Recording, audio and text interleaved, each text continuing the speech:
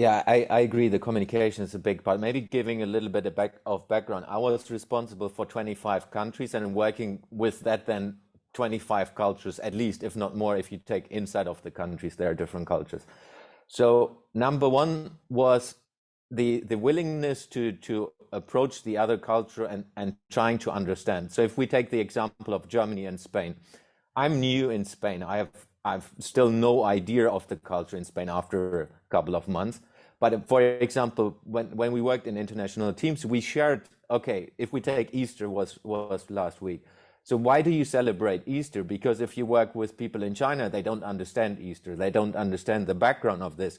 Then if we take Zaragoza, why do you do this marches on Easter? How do you do this? Which I don't understand as a German in that way. So going deeper into the culture aspects of trying to understand the other culture, because if you have then a business discussion, you understand where the other person comes from.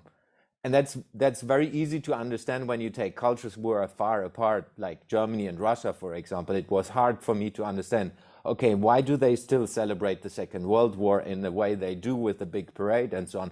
Why is it like this? And what is that from a business context?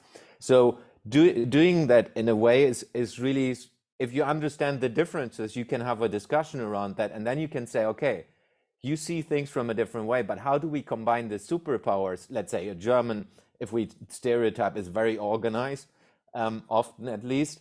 How can you combine the superpowers maybe with the Spanish who are more creative?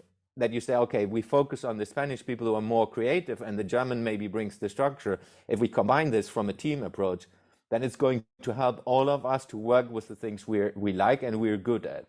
And that's really what you need to learn in a global environment. How do you combine these superpowers that the team results will enable that to grow on a global scale then as well?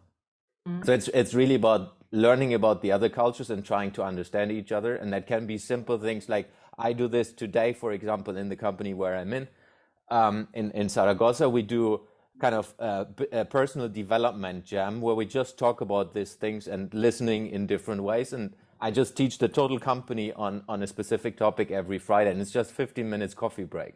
Mm. And we go into that topics and then people come out of there. I've never seen it in that way.